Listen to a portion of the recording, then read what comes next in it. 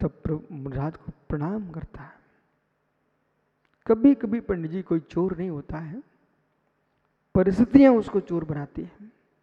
कोई डाकू नहीं होता है, ये ज्यादा साहूकार लोग डाकू बनाते हैं।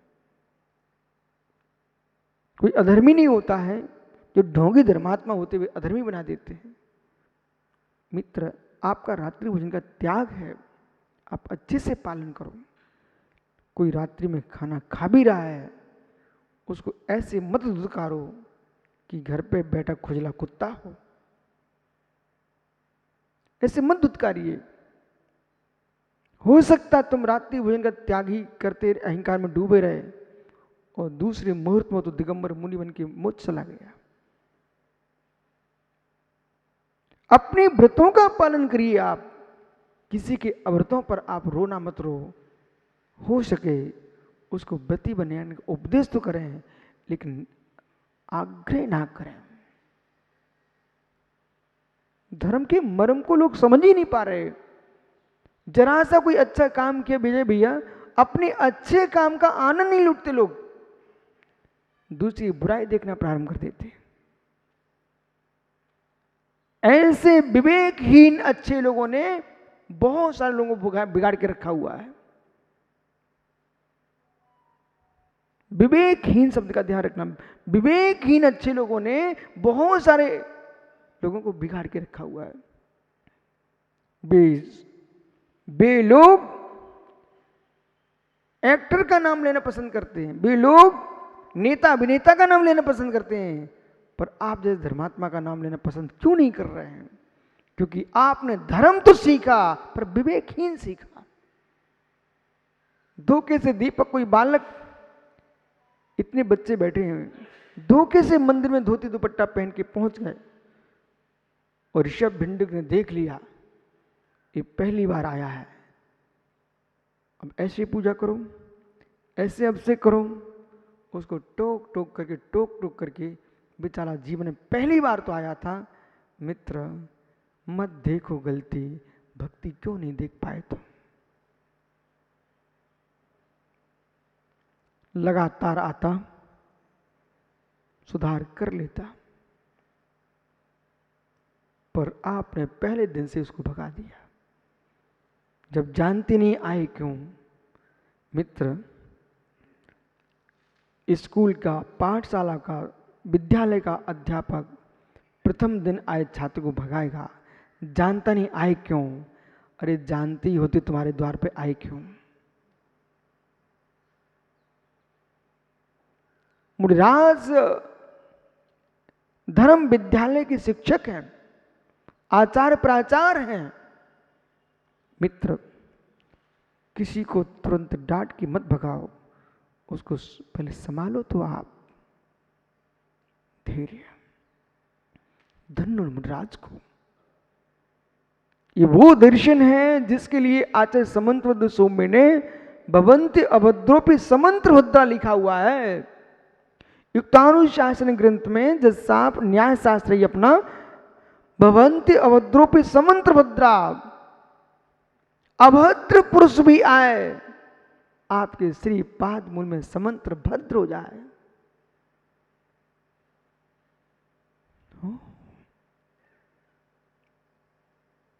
मुनिराज बैठे हुए थे, देखा सब लोग चले गए और डाकू सामने प्रणाम करता है। प्रसन्न चित्त होकर के इस जीवन में ध्यान रखना, जहां तंत्र मंत्र फैल हो जाएंगे वहां प्रसन्न चित्त ही काम में आएगा। लोग समझते नहीं है। कितनी तंत्र मंत्र सीख लो, वे फैल हो सकते हैं, प्रसन्न चित्त का तंत्र कभी फैल नहीं हो सकता।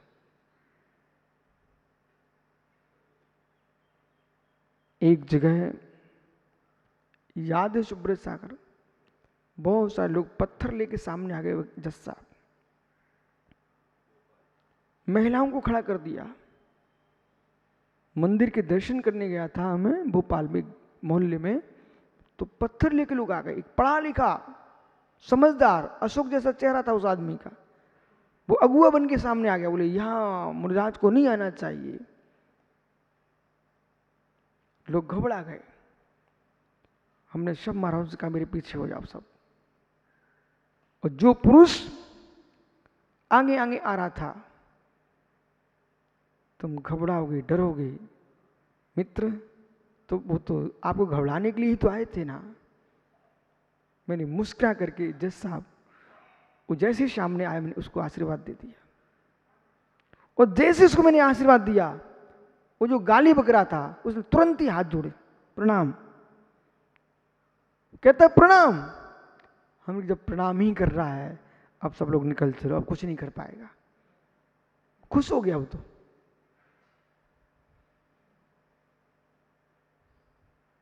बाद में बहुत सारी पुलिस आ गई, बोले महाराज जी बताओ क्या करना है। हमने कि नहीं, उसने कुछ किया ही नहीं है, वो तो प्रणाम किया है और मैं निकल आया। मित्र सत्य है, क्रूर से क्रूर सिंह जैसा प्राणी भी क्यों ना जाए, भयभीत मत हो, वो आकर्षित मत हो, सहजता में रहना। मित्र सहज को देख करके वो भी सहज हो जाएगा। यही कारण था तीर्थंकर महावीर का जीव 10 भव पूर्व नृगंत योगी के पाद मूल में गया था, सहज मुद्रा को देख करके सहज हो गया, शेर नहीं बचा, वो तो श्रावक हो गया।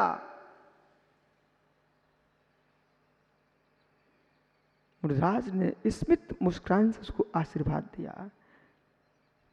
धीर पर ध्यान रखना, अधीर व्यक्ति कभी अपने जीवन में सफलता हासिल नहीं कर पाएगा, न कर पाए हैं, न कर पाएंगे, न कर पा रहे हैं।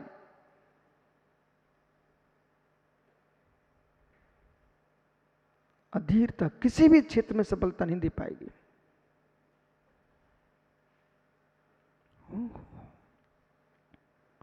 मुनिराज ने पूछा क्या करते हो। स्वामी डाका डालता हूं। अच्छा तो डाका डालना छोड़ दे कोई क्या। बोले नहीं छोड़ूंगा।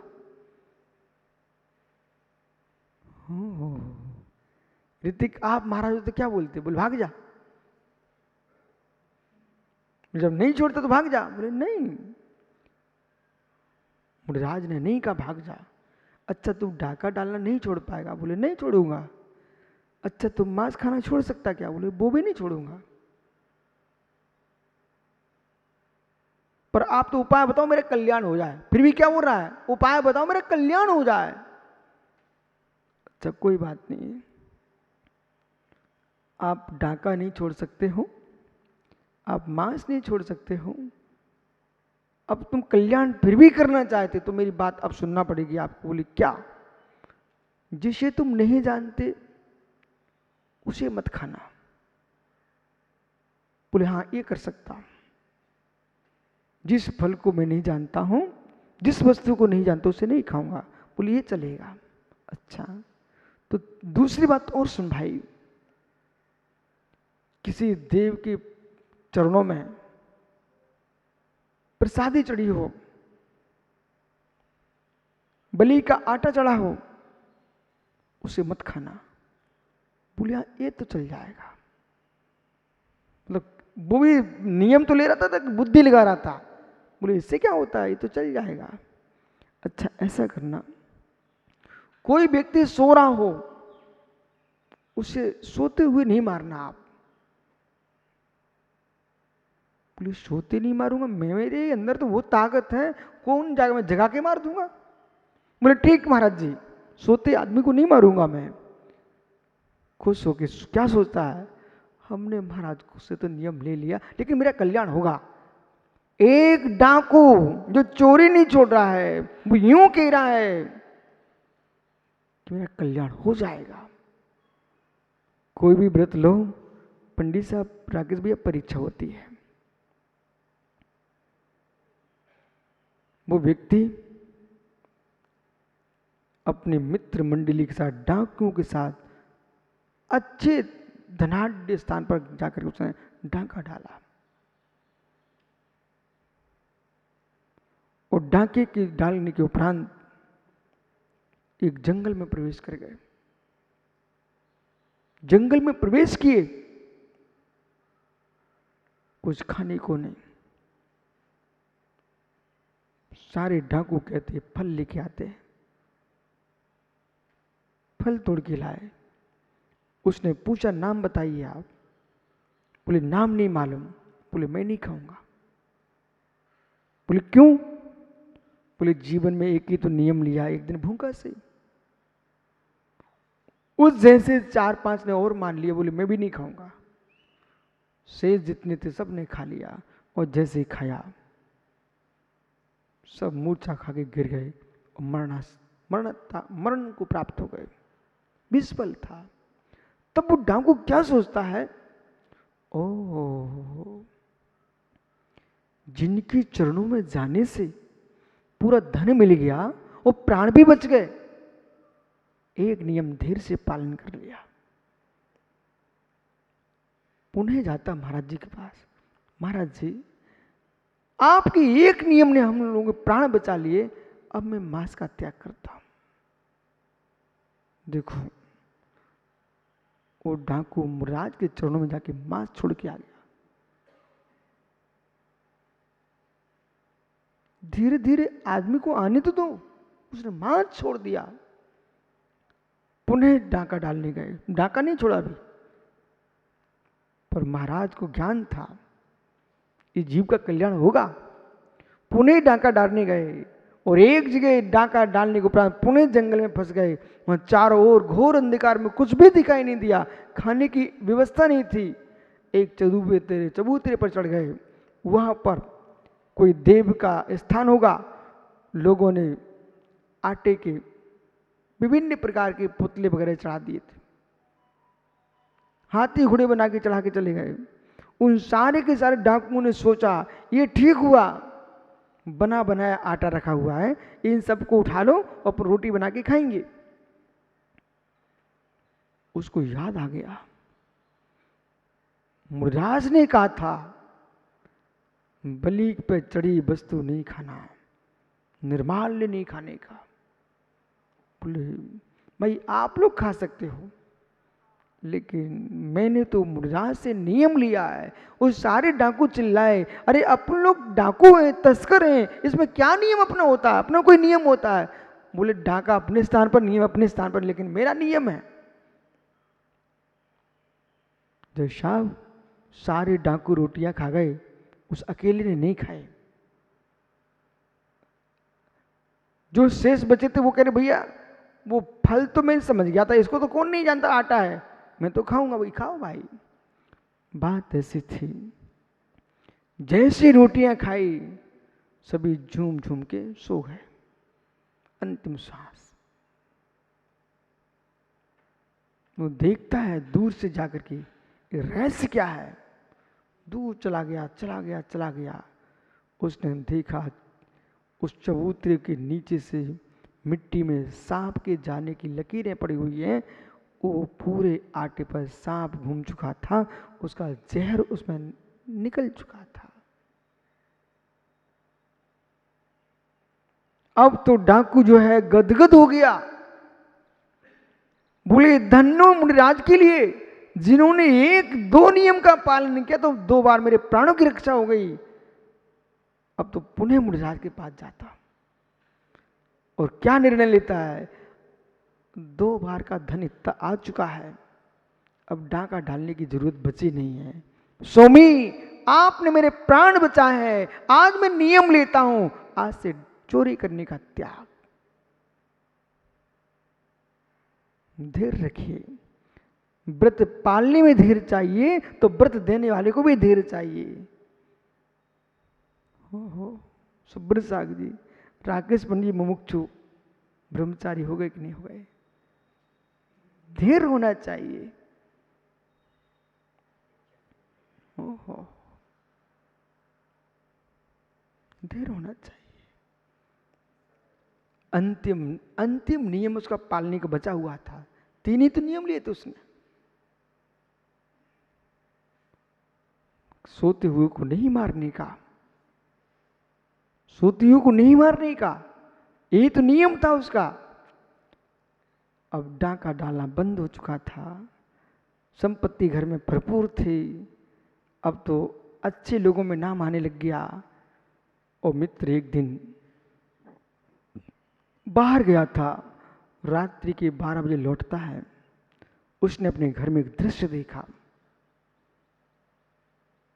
मेरी पत्नी एक पुरुष के साथ सोई हुई है। उसका खून खोल गया। बोले मेरी पत्नी एक पुरुष के साथ सोई हुई है। उसने तलवार निकाल ली, परंतु नहीं नहीं नहीं नहीं नहीं। मुनिराज ने क्या कहा था? अपन पहले शकली लगाते हैं, और मेरी तलवार से बच के जाएगा कौन? ये कहां दौड़ पाएगा? सोती हुई को नहीं मारना, जगा के मारना। चोर का धैर्य उतावला हो जाता। आज बहुत घनघोर अनर्थ था। बेटा यह समझ, किसी भी क्षेत्र में मन में आए तुरंत न बोलना, न तुरंत काम करना। पहले विवेक की डिबिया में पहले थोड़ा विश्राम लेके विचार करना। शीघ्र कोपी, शीघ्र निर्णायक अपने जीवन में, बस उनके जीवन में रोने के अलावा कुछ नहीं बचता।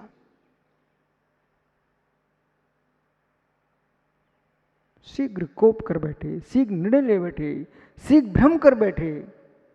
उनके जीवन में मुन्ना भैया रोने के अलावा कुछ नहीं बचता। किसी ने विजय आपके कानों में कुछ कह भी दिया हो, मित्र बिल्कुल नहीं स्वीकारना, तुरंत मध्यस्थ हो लेना, स्वीकार नहीं करना। बोले भाई मेरे पास 2 कान जिसमें हैं वो मस्तिष्क बहुत बड़ा है। जिसमें 2 कान लगे हुए हैं उसके ऊपर माथा है, बराबर। जिसमें 2 कान लगे हुए ना उसके ऊपर माथा है। हम माथे से विचार करेंगे, इसके बाद हमारी बात को स्वीकार करेंगे। ऐसा नहीं तुमने जो कह दिया है वैसा मैं स्वीकार करके, मेरे मित्र हम पाप नहीं कर सकते। उस डाकू ने क्या किया?